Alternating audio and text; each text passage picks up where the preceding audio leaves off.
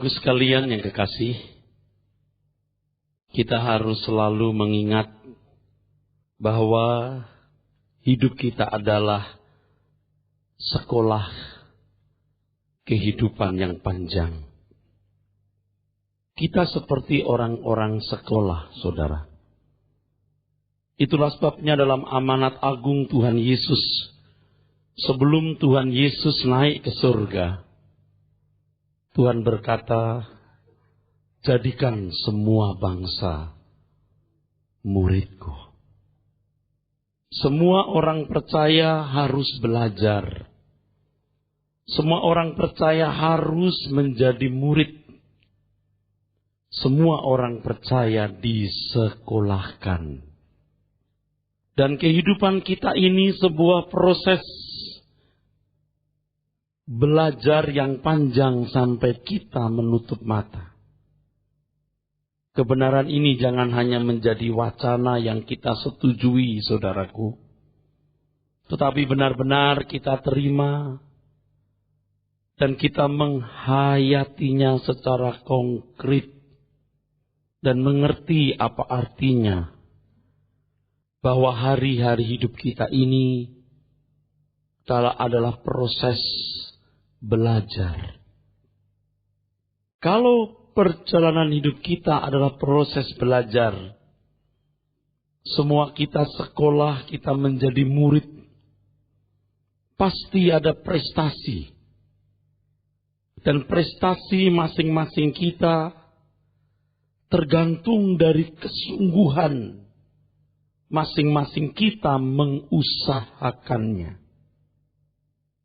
Pasti ada prestasi. Dan prestasi masing-masing kita tergantung dari kesungguhan kita mengusahakannya. Saudara sekalian, hari ini banyak orang muda yang menganggap remeh apa artinya mengusahakan sebuah prestasi. Dan berharap suatu saat nanti ada bintang keberuntungan yang jatuh. Berharap nasibnya akan berubah. Pokoknya masih ada harapan. Sebab kalau seorang remaja atau pemuda usia belasan tahun, ia menatap masih ada belasan bahkan puluhan tahun ke depan. Dan dia berharap bahwa suatu hari ada bintang keberuntungan yang jatuh. Atau oleh karena satu dan lain hal, nasibnya berubah.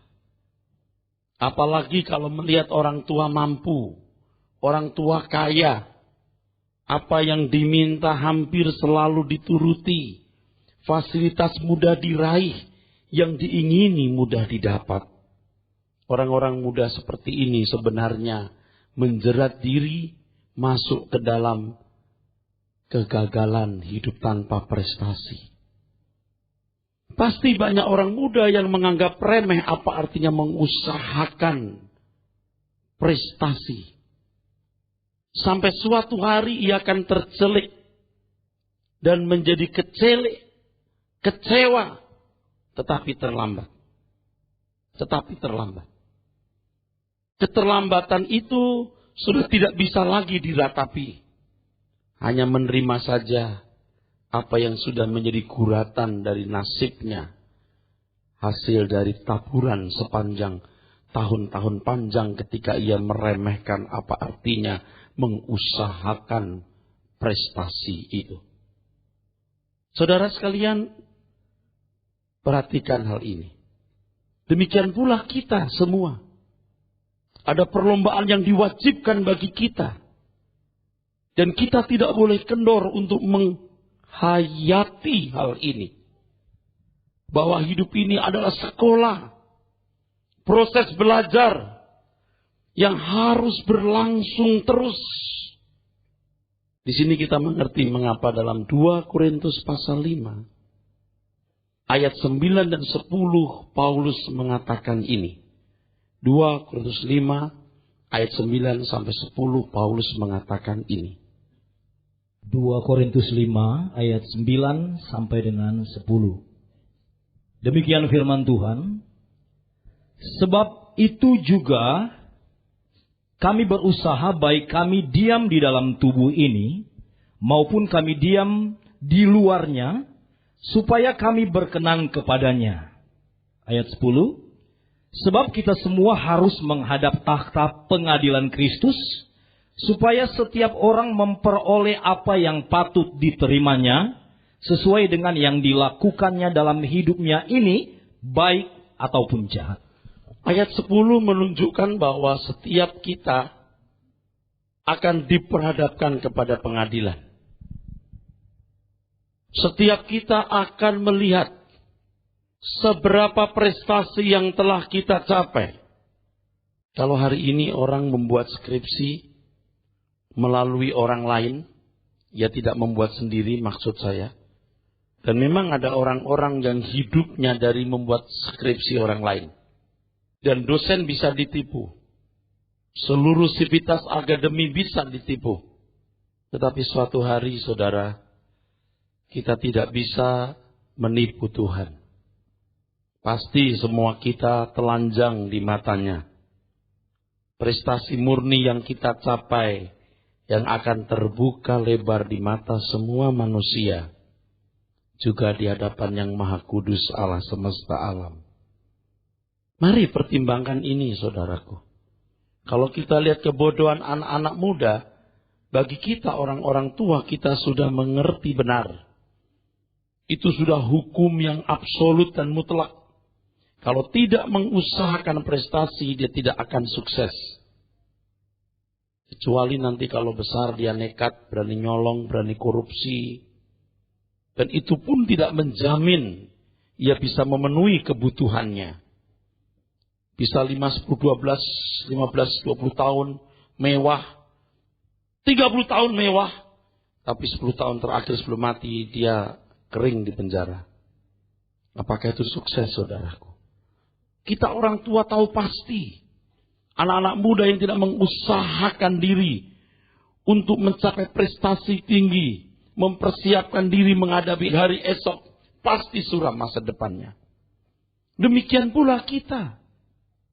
Kalau dalam sekolah kehidupan, sebagai murid-murid Tuhan Yesus, sebagai anak-anak Bapa di surga, tidak mengusahakannya, pasti prestasi kita jeblok. Ayat 9, perhatikan. Ayat 9, demikian firman Tuhan. Sebab itu juga kami berusaha, baik kami diam di dalam tubuh ini, maupun kami diam di luarnya, supaya kami berkenan kepadanya. Saudaraku, ada satu hal yang orang tidak pernah serius memikirkan ini. Kami berusaha supaya kami, baik kami diam di dalam tubuh ini, maupun kami diam di luarnya, supaya kami berkenan kepadanya. Berkenan. Pernahkah kita tahu bagaimanakah yang berkenan itu? Bagaimanakah yang berkenan itu? Abstrak. Saya pun tidak akan dapat menjelaskannya. Sebab masing-masing kita memiliki pergumulan hidup. Saya memberikan garis besarnya. Saya memberikan penjelasan-penjelasan umum. Tetapi setiap pribadi harus menemukan apa yang berkenan di hadapan Tuhan dalam konteks dirinya. Abstrak. Tetapi walaupun abstrak, ini bukan sesuatu yang benar-benar abstrak. Pasti ada parameternya. Ada ukurannya. Misalnya begini, saudara. Jadi anak yang menyenangkan orang tua. Orang tuanya itu siapa dulu? Karena masing-masing orang tua pasti punya ukuran. Yang bisa menyenangkan beliau itu bagaimana? Yang menyenangkan orang tua itu abstrak sebenarnya. Namun walaupun abstrak, bukan benar-benar abstrak mutlak. Sebab bagaimanapun ada ukuran yang bisa membuat orang tua senyum. Oleh sebab itu si anak harus mengerti hati orang tua. Mengerti watak orang tua. Mengerti karakter orang tua. mengerti apa yang diingini orang tua. Baru senyum. Nah sekarang kita punya Bapak di surga. Pasti Bapak punya ukuran. Apa yang dapat membuat Bapak tersenyum? Pasti ada ukurannya. Pasti ada parameternya. Walaupun sekilas, saya gunakan kata sekilas supaya lebih mudah dimengerti, abstrak. Tapi sebenarnya tidak abstrak sama sekali. Sebab bagaimanapun ada ukurannya. Ada parameternya. Sebab kalau Paulus berkata, supaya aku berkenan, itu mesti ada yang dicapai. Nah, saudaraku sekalian, bagaimana kita bisa mencapainya? Biasanya orang menjawab dengan jawaban sederhana, tidak berbuat dosa. Mari kita belajar apa artinya dosa itu. Tidak berbuat kesalahan. Tidak berbuat kesalahan. Nah itulah yang bisa menyenangkan hati Bapak. Tapi bagaimanakah tidak berbuat kesalahan itu? Mari kita belajar mengenai apa itu dosa, apa itu kesalahan. Satu hal yang tidak bisa diterima oleh agama-agama pada umumnya adalah ini. Bahwa sesungguhnya saudaraku, kita yang menerima Yesus sebagai Tuhan dan Juru Selamat telah dimerdekakan dari dosa sama sekali. Dan ini ayatnya bukan 1-2 saudara, memenuhi Alkitab. Tapi kita buka Roma pasal 8, 1 dan 2. Roma pasal 8 ayat 1 dan 2. Roma pasal 8 ayat 1 dan 2. Demikianlah sekarang tidak ada penghukuman bagi mereka yang ada di dalam Kristus Yesus. Tidak ada penghukuman. Bebas dari penghukuman. Terus. Ayat 2. Roh yang memberi hidup telah memerdekakan kamu dalam Kristus dari hukum dosa dan hukum maut. Ya, kita bebas dari maut, kita bebas dari dosa. Dan kebebasan itu bukan karena kita berbuat baik, tapi karena Tuhan telah memikul semua dosa dan kejahatan kita.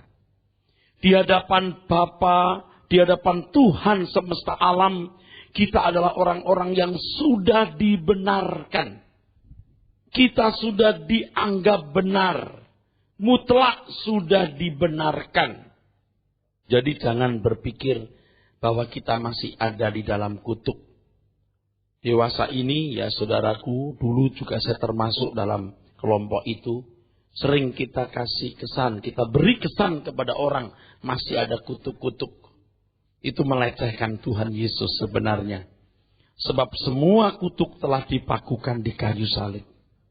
Orang Kristen yang benar, yang percaya kepada Tuhan Yesus, adalah orang-orang yang dibebaskan dari kutuk. Sehingga bagi kita, saudaraku, kata dosa itu bukan suatu hal yang fatalistis. Fatal. Sebab telah digugurkan, ditawarkan, diluruhkan. Ibarat bisa atau racun telah dibuat tawar. Oleh sebab itu kata yang paling sering digunakan dalam Alkitab untuk kata dosa adalah hamartia. Yang artinya meleset. Dan kata itu sendiri tidak ada unsur kejahatan. Ketika saya mempersiapkan khotbah ini, saya masih mencoba kembali melihat teks asli Alkitab yang berbicara mengenai kata dosa atau terjemahan kata dosa dalam Perjanjian Baru. Dan ternyata memang hamartia inilah yang selalu digunakan. Dan kata itu sendiri, hamartia, tidak ada unsur kejahatan. Hanya meleset. Tetapi saudara jangan terus berpikir bahwa dengan demikian hidup kita menjadi ringan. Sudah jadi anak Tuhan, bebas dari kutuk, dosa telah dipikul di kayu salib, aku dibenarkan, justification, dibenarkan di hadapan Tuhan, dijadikan anak secara sah. Ya, ku menang. Bersama Yesus Tuhan. Sekarang saya sudah bebas. Kita bebas dari hukum dosa, Tapi kita harus masuk dalam hukum kasih. Kita dibebaskan dari belenggu setan, harus masuk belenggu Tuhan. Mau ndak mau. Sebab begitu Tuhan memerdekakan kita, kita merdeka untuk belajar. Kita merdeka untuk menjadi murid. Hal inilah yang membuat kekristenan kita menjadi berat. Sebab dosa itu bukan sesuatu yang fatalistis. Bukan sesuatu yang fatal. Enak dong Pak. Jangan salah mengerti. Hamartia itu artinya meleset. Dan Tuhan tidak menghendaki kita jadi anak Tuhan yang meleset terus. Tapi belajar untuk tidak meleset. Dan tujuan, target, tepatnya supaya tidak meleset adalah Matius 5 ayat 48. Harus sempurna seperti Bapa di surga. Di Matius yang sama pasal 5 ayat 20 harus memiliki kebenaran. Dalam bahasa kita digunakan di sana hidup keberagamaan. Melebihi ahli Taurat. Melebihi tokoh-tokoh agama. Jadi kalau selama ini setan telah menyesatkan saudara, hari ini kita bertobat. Jangan memandang ada kelas khusus untuk pendeta dan kelas lain untuk jemaat. Semua kita punya standar yang sama. Sempurna seperti Bapa di surga. Sempurna. Dan kata sempurna itu sama artinya dengan berkenan. Abstrak juga. Tapi pasti ada ukurannya, saudaraku. Nah, saudaraku sekalian yang kekasih. Dengan demikian ketika seseorang mengaku Yesus sebagai Tuhan dan Juru Selamat. Walaupun dia belum sempurna. Dia harus mengakui otoritas Tuhan. Anak-anak belum sempurna. Anak kita itu justru banyak yang tidak sempurna. Tetapi selama mengakui otoritas orang tua. Tetap jadi anak. Di dalam pengakuan akan orang tua. Dalam pengakuan otoritas orang tua tersebut. Orang tua akan menggiring anaknya untuk menjadi dewasa. Kecuali orang tua yang hanya mencukupi memenuhi kebutuhan anak tanpa mendidik. Jadi otoritas yang diberikan Tuhan kepada orang tua atas anak-anak. Atau otoritas yang diakui anak-anak terhadap orang tua. Itu otoritas yang digunakan untuk mendidik. Adalah jahat kalau otoritas itu digunakan untuk menyiksa. Menyakiti. Melukai. Adalah jahat saudaraku sekalian. Jadi otoritas yang diberikan Tuhan kepada orang tua. Itu otoritas untuk bukan saja menaungi, melindungi, mencukupi kebutuhan anak. Tapi mendidik anak. Dan otoritas yang diakui anak atas orang tuanya. Itu otoritas untuk menciptakan proses belajar. Mengajar. Orang tua mengajar, anak belajar. Jadi saudaraku sekalian ketika Tuhan berkata kamu harus sempurna. Itu bukan berarti kita boleh lanjutkan dengan kalimat. Kalau tidak sempurna, Tuhan buang kita. Itu mah bukan orang tua. Jangan dilanjutkan dengan kata-kata itu. Kamu harus sempurna. Kalau tidak sempurna, kubuang kamu. Itu agama lain punya Tuhan barangkali. Tapi kalau Tuhan kita juga adalah Bapa kita. Jadi kalau Tuhan berkata kamu harus sempurna. Karena Bapa punya otoritas. Sebagai Bapa yang juga adalah guru. Sebab orang tua ini juga adalah guru bagi anak-anaknya. Jadi mengakui otoritas orang tua. Nah selama ini saudaraku mungkin kita tidak menyadari sungguh hal ini. Walaupun hal ini kedengarannya sederhana. Mengakui otoritas Tuhan itu karena Tuhan memang kuat, dahsyat, luar biasa. Lalu, ya Tuhan melindungi, menjaga, memberkati. Lalu, apalagi ya, kita lupa otoritas Tuhan atas kita ada otoritas mendidik. Mengarahkan. Menjadi orang tua yang mendidik. Guru yang mengajar. Dan selama seorang anak Tuhan mengakui otoritas itu.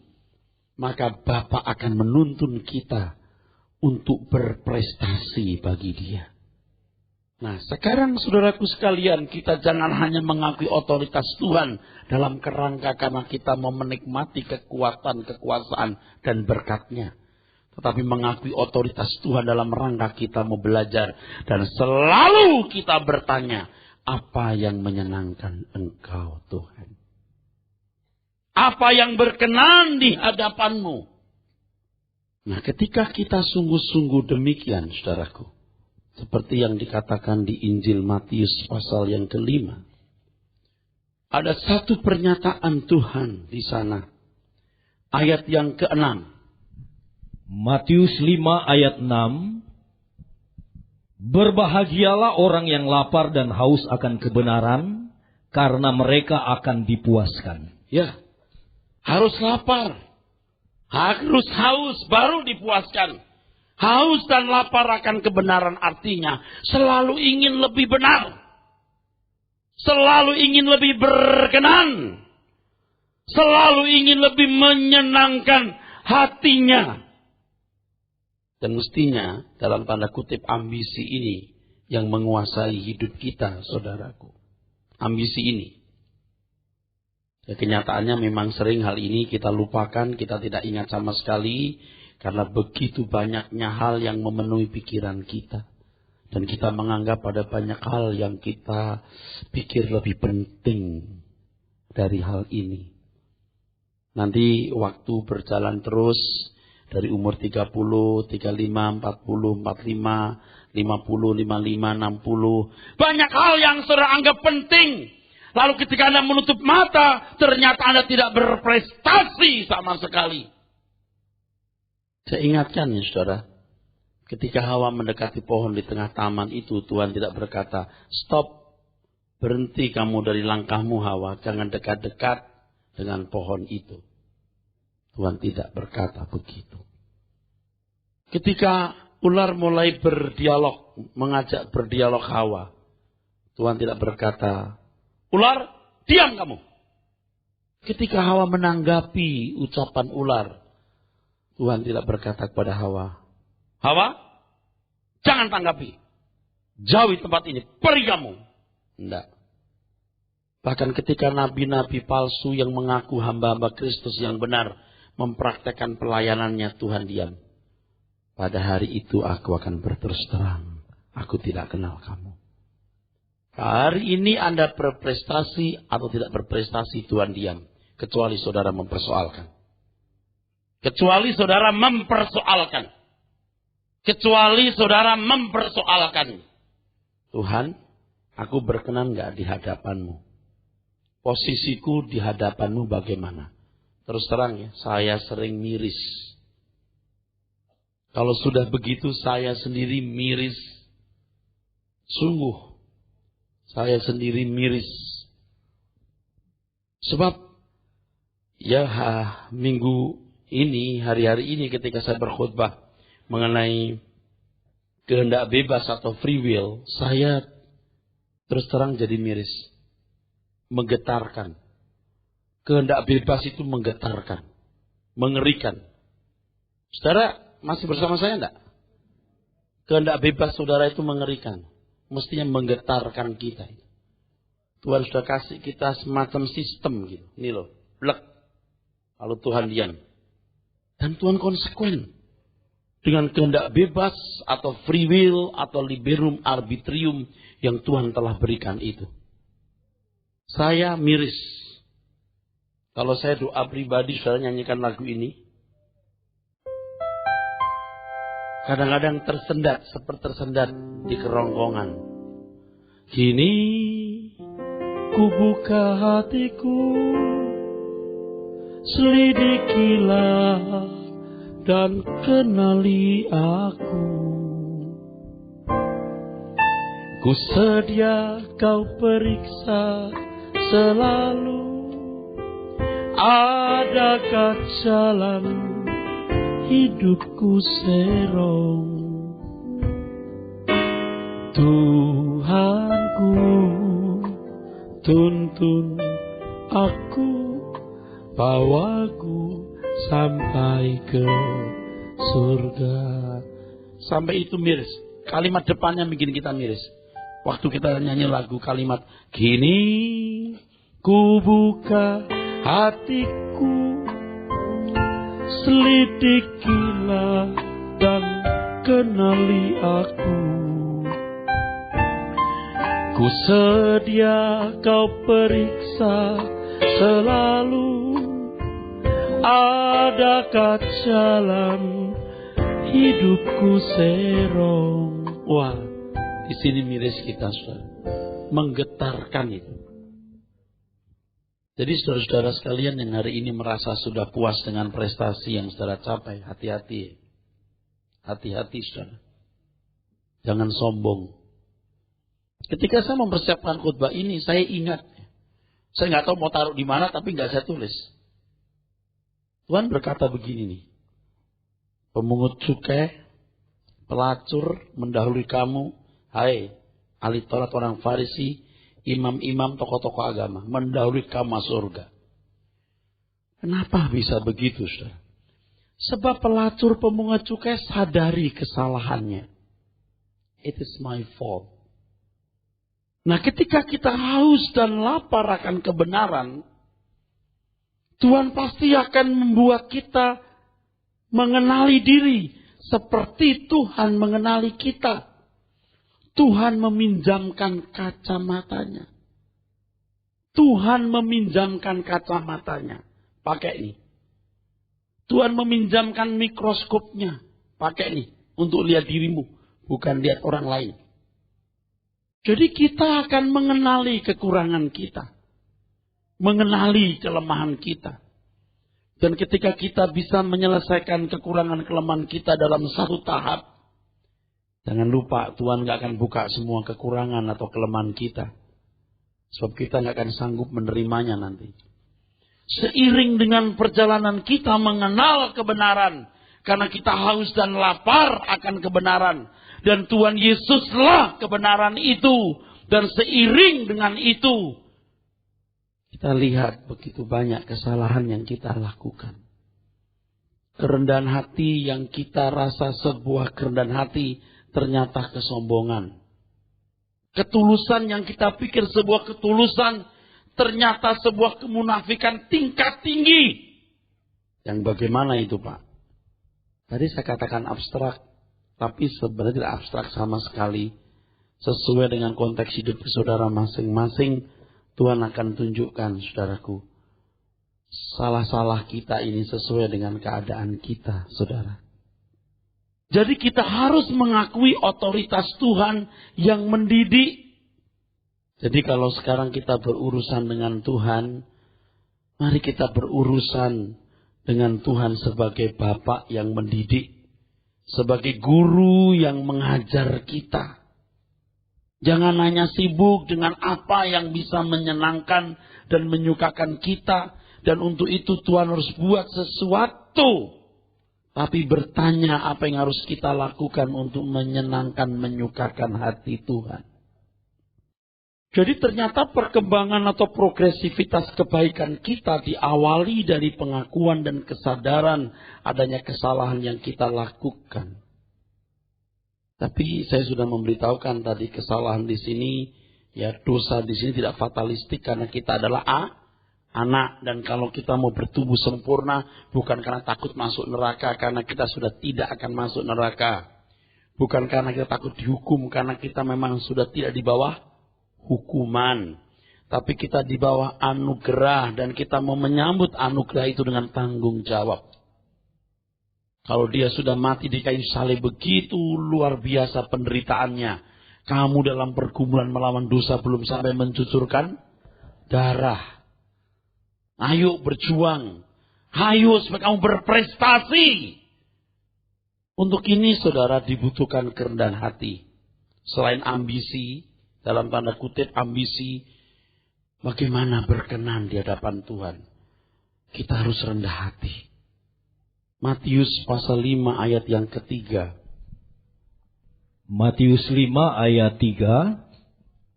Berbahagialah orang yang miskin di hadapan Allah, karena merekalah yang mempunyai kerajaan sorga. Miskin artinya tidak berdaya sama sekali, saudaraku. Di sini digunakan kata petokos, artinya tidak berdaya, tidak memiliki daya sama sekali. Sebab selain kata petokos, ada kata lain yang juga diterjemahkan miskin, yang artinya, saudaraku, miskin tetapi masih mampu tegak. Tetapi miskin yang dimaksudkan di sini artinya tidak berdaya sama sekali. Ada kata lain untuk miskin, yaitu penes. Miskin tapi masih mampu menghidupi diri sendiri.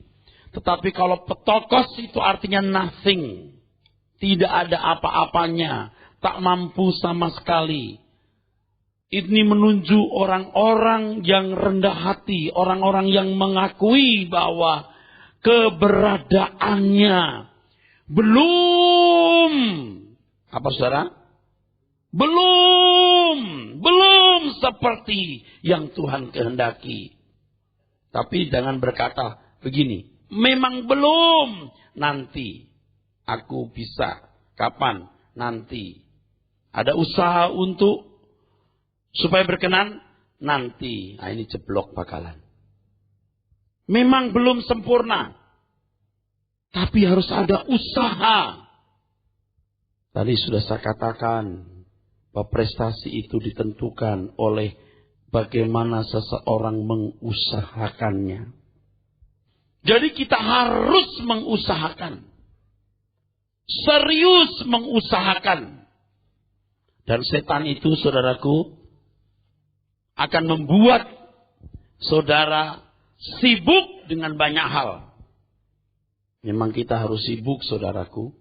Tapi kesibukan apapun yang kita miliki tidak boleh membuat kita lupa bahwa ada satu target yang harus kita capai, sempurna seperti Bapa.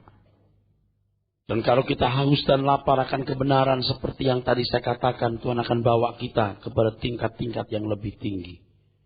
Dan kita menemukan ternyata kerendahan hati kita adalah kesombongan yang terselubung. Ketulusan kita ternyata kemunafikan tingkat tinggi.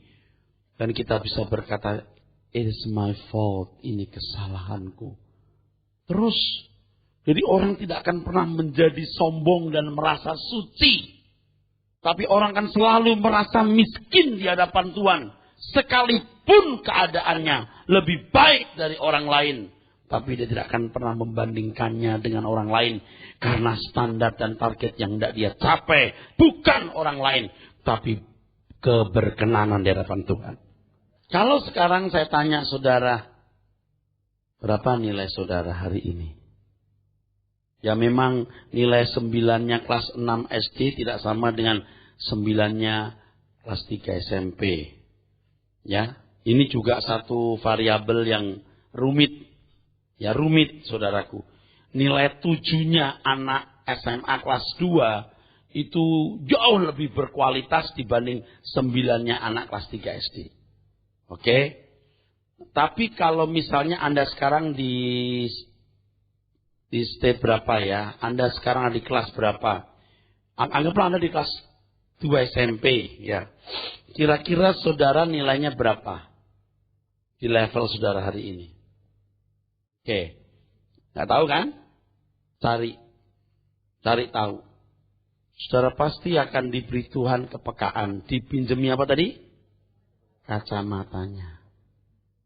Dipinjemi mikroskopnya untuk melihat keadaan diri kita, bukan lihat orang lain.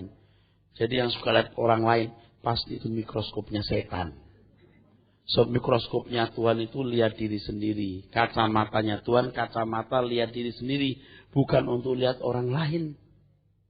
Tuhan, aku minta dan pinjam kacamatamu untuk lihat orang lain tembus pandang. Nah, aku beri kamu kacamata untuk tembus pandang dirimu sendiri. Kau bisa lihat kedalamanmu sendiri. Dan kamu akan selalu berkata, it is my fault. So ketika kita sudah mencapai satu tingkat kesucian tertentu, kita melihat kesucian Tuhan, kita berkata, it is my fault. Kita tidak akan mengatakan ini salah orang lain, itu salah dia, ini salahku. Dan kita akan bertumbuh. Orang yang miskin di hadapan Tuhan adalah orang yang menyadari bahwa ia belum seperti yang Tuhan kehendaki. Dalam hal ini kita menyadari bahwa kita masih berkeadaan jauh dari apa yang direncanakan Allah. Kita belum bisa menggerakkan bibir Tuhan tersenyum dan bersukacita, senang atas tindakan kita. Keadaan kita masih belum seperti pola yang Allah kehendaki. Dengan menyadari hal ini, saudaraku, bahwa kita belum seperti yang Tuhan kehendaki, maka kita akan tertantang bertumbuh progresif dalam Tuhan. Keadaan ini, saudaraku, disadari oleh Paulus sehingga ia mengucapkan kesaksian dalam Filipi 3 ayat yang ke-12. Filipi 3 ayat yang ke-12. Demikian firman Tuhan. Bukan seolah-olah aku telah memperoleh hal ini atau telah sempurna. Melainkan aku mengejarnya, kalau-kalau aku dapat juga menangkapnya. Karena aku pun telah ditangkap oleh Kristus Yesus. Apa sih yang dikejar ini? Apa sih yang sedang dikejar itu apa? Coba kita baca dari ayat yang ke-10. Nanti kita akan melihat. Filipi 3 ayat 10.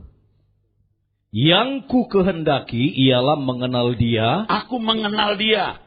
Sebab seperti anak kalau tidak mengenal orang tuanya, seleranya, keinginannya, tidak bisa menyenangkan orang tua.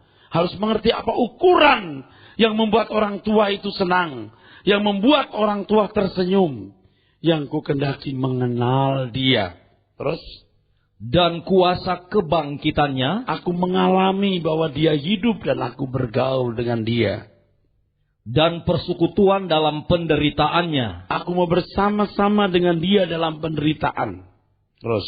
Di mana aku menjadi serupa dengan Dia dalam kematiannya. Berarti saudaraku sekalian, menderita bersama dengan Tuhan bicara soal persekutuan yang dalam.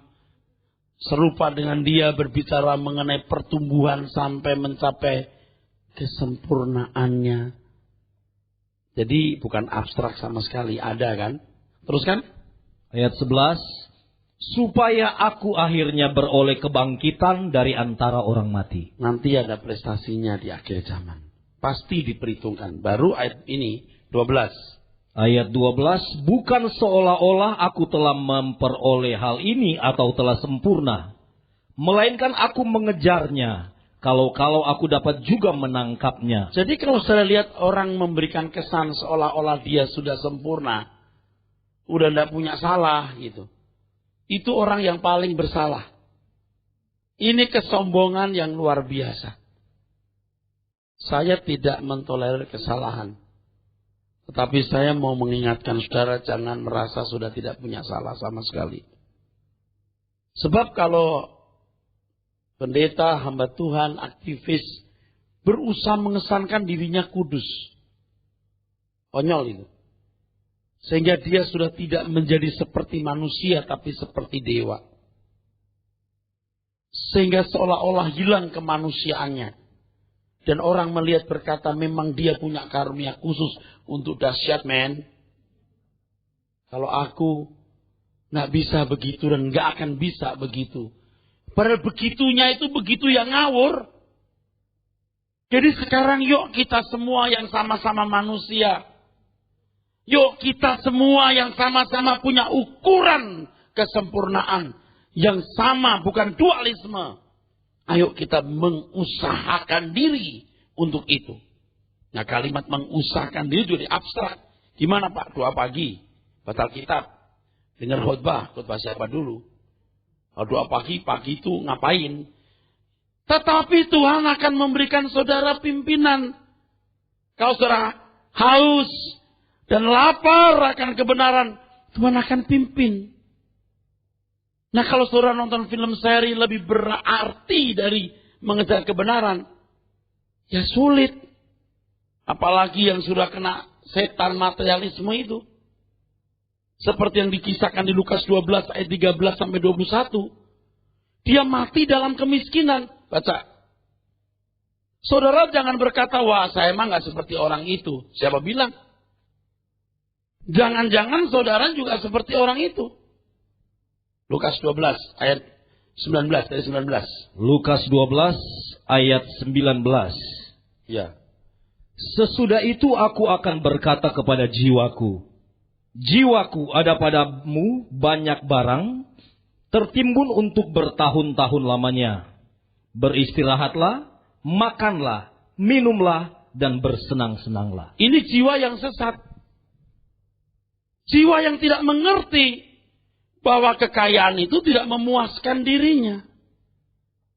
Sehingga warna jiwanya gelap. Butek, bukan butek. Gelap. Gelap sama sekali. Mestinya jiwa itu diwarnai oleh kebenaran. Itu prestasi. Sampai di sini, kasih batas, kita balik lagi nanti ya. Lukas 16. Ayat 11-12. Demikian firman Tuhan. Jadi jikalau kamu tidak setia dalam hal mamon yang tidak jujur, siapakah yang akan mempercayakan kepadamu harta yang sesungguhnya? Nah, kalau kamu soal duit sudah tidak benar, ini orang kaya tadi kan otaknya dibelenggu, hatinya dibelenggu oleh kekayaan. Kamu sudah tidak akan mengenal kebenaran. Nah, harta yang sesungguhnya adalah kebenaran. Alitenon teks aslinya. Ayat berikutnya 12. Dan jikalau kamu tidak setia dalam harta orang lain, Tidak setia dalam harta orang lain. siapakah yang akan menyerahkan hartamu sendiri kepadamu? Nah, hartamu sendiri itu apa? Begini loh saudara. Ini alitenon, harta yang sesungguhnya. Tidak tahu bagaimana di dalam terjemahan bahasa Indonesia dikatakan harta yang sesungguhnya. Teks aslinya alitenon. Ini harta yang sesungguhnya. Kalau kebenaran ini kita mengerti, kita peragakan, itu menjadi harta kita. Menjadi harta kita sendiri. Sebab itu mewarnai jiwa kita. Itulah prestasinya. Tolong ya, prestasi kita bukan jadi pendeta besar. Prestasi kita bukan diukur dari tanda-tanda lahiriah ya, tapi warna jiwa. Apakah Anda yakin seorang penginjil yang keliling-keliling itu melayani Tuhan? Apakah Anda yakin setiap pendeta melayani Tuhan? Pelayanan bukan berangkat dari sekolah Alkitab sebenarnya. Bukan dari teknis-teknis pelayanan. Tapi hati yang mengerti kehendak Bapa, yang menyenangkan dia, menyukakan dia. Maka apapun yang dilakukan pasti jadi berkat. Saudara bisa paham? Pelayanan bukan dimulai dari lulus sekolah Alkitab. Ingat ini. Bukan dimulai dari lulusan. Tapi hati yang mengerti kehendak Bapa untuk menyukakan dia. Menyenangkan dia. Maka apapun yang dilakukannya menyenangkan Tuhan. Untuk itu jiwa diubah dulu warnanya. Dan untuk mengubah warna jiwa harus kebenaran. Saudaraku sekalian, saya tidak tahu bisa menjelaskannya enggak. Tapi saya ngomong saja. Saya mengerti tapi susah ngomongnya. Tapi saya akan ngomong terus. Misalnya begini. Oh, saudaraku, melayani itu indah sekali. Kalau kita melayani pekerjaan Tuhan, Tuhan akan disukakan hatinya. Haleluya. Oh, Tuhan, hamba-Mu melayani Engkau. Dia itu sudah punya bayangan tentang pelayanan itu bagaimana gitu. Dan orang terjebak dalam fantasi itu. Besok khotbah, aku melayani engkau. Dia terjebak dalam fantasi pelayanan itu. Tadi sudah katakan, saya nggak tahu bisa menjelaskannya nggak, tapi saya jelaskan. Kenapa saya bisa berkata begitu? Karena saya dulu begitu. Tapi ketika batin kita dirubah Tuhan, jiwa kita diperbarui, pelayanan bukan pada besok, doain orang sakit, kasih duit orang miskin. Bukan dimulai dari situ. Dari hati yang menyukakan Tuhan, menyenangkan hatinya. Maka segala sesuatu yang kita lakukan benar-benar menjadi berkat. Nanti saya khotbahkan yang satu ini, saudara. Supaya Anda jangan punya fantasi. Anda ngerti gak saya ngomong apa ini? Oh, aku melayani Tuhan, aku full timer Tuhan. Aku udah kerja jadi pedagang, bukan jadi pegawai. pemerintah, tapi aku ini melayani engkau. Apa sih melayani itu? Dulu saya begitu, jadi saya nggak ngerti ngomong begini. Harus dimulai dari hati, saudara. Maka apapun yang saudara lakukan, entah jadi pedagang, pegawai, itu pelayanan. Jadi full time seseorang bukan dari jumlah waktu yang diberikan, tapi seberapa dalam orang mengerti isi hati Tuhan dan melakukan. Full time seseorang itu diukur dari full heart-nya. Jadi kebenaran ini kalau kita pahami, harta yang sesungguhnya ya, menjadi harta kita sendiri, mewarnai jiwa kita. Nah kembali ke Lukas 12 tadi. Miskin dia. Dia miskin. Sebelum saya ajak saudara baca terus, saya kasih tahu ya. Saya sudah ketemu orang-orang kaya yang miskin sekali. Tapi laganya minta ampun dah. Kadang-kadang daging saya itu muncul gitu. Marah gitu. Laganya kamu. Tapi saya tidak berat marah karena Tuhan gak marah kok saya marah. Yang berat marah aja gak marah. Nek banget gitu. Gayanya itu loh. Engkau itu miskin, buta, telanjang. Pelayanan juga tidak dimulai dari uang yang Anda berikan untuk gereja. Kalau kita memang mengemban pekerjaan Tuhan, Tuhan pasti biayai lewat segala cara. Kalau nggak ada uang, berarti Tuhan nggak suruh kita bikin kebaktian. Ya udah masing-masing cari Tuhan dengan caranya. Enak toh? Mantap toh? Nggak usah pakai acara saudara. Jangan lupa perpuluhannya minggu depan. Kalau ngambilkan persembahan hari ini, akan dilipat kali gandakan 36 bulan 100 kali lipat ganda. Apa sih itu? Kalau saudara hatinya bengkok, uang saudara busuk. Jadi kalau kita bersekutu seperti ini yang merasa punya duit, jangan belagu. Jangan sampai saya berkata uangmu najis karena hatimu bengkok. Pelayanan dimulai dari hati saudara. Oh saya pintar nyanyi. Oh saya pintar khotbah. Bukan dari situ pelayanan. Dari hati. Nah orang baru bisa mengerti kekudusan yang sesungguhnya itu batiniah. Sehingga ketika dia rendah hati lalu Tuhan bilang itu bukan rendah hati. Kamu jongkok di atas gunung Himalaya. Jadi kayaknya merendahkan diri kami jongkok di atas gunung. Lalu kita bisa berkata it is my fault. Nah baru sadarkan. Banyak orang belagak-belagak gitu loh. Kenapa saya bisa ngomong begini? Karena saya juga melakukan hal itu.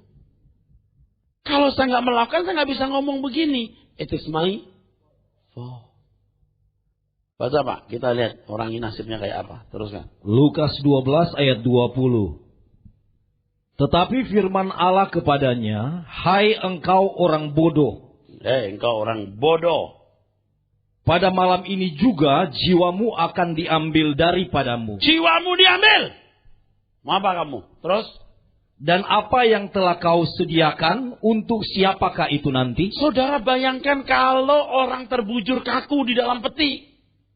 Biar seorang konglomerat yang uangnya triliunan, ratusan juta dolar. Bisa apa? Bisa apa? Coba itu renungkan, bisa apa dia? Oke, dia juara taekwondo. Seluruh dunia. Dari ban putih sampai ban hitam sampai ban mobil. Jangankan manusia. Dikeroyok dua beruang pun pingsan. Kalau sudah terbujur kaku bisa apa? Bisa apa? Diludahi aja diem. Kok manusia bisa sombong ya? Dan kalau sudah mati jiwa rohnya naik ke hadapan Bapa di surga. Baru kelihatan tuh prestasinya. Bagaimana mewarnai jiwa. Kalau lagi begini ini nggak ketahuan. Berapa nilaimu? Supaya kelihatan rohani, nama diganti rohani. Yang tadi namanya Tukijo, diganti depannya. Sebut nama rohani gitu ya. Pilih-pilih siapa nama depan yang paling bagus.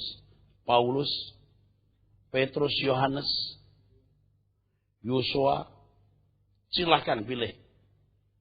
Kalung salibnya gede. Seperti gereja Syria kuno. Yang seperti penitinya us-us. Kalau ngomong selalu pakai kata haleluya. Shalom. Matius 6:23. Saudara, manusia bisa dikelabui, Tuhan tidak bisa. Jadi saudara, sekarang ini jujur lihat diri sendiri. Ya. Di hadapan Tuhan nilaiku itu gimana?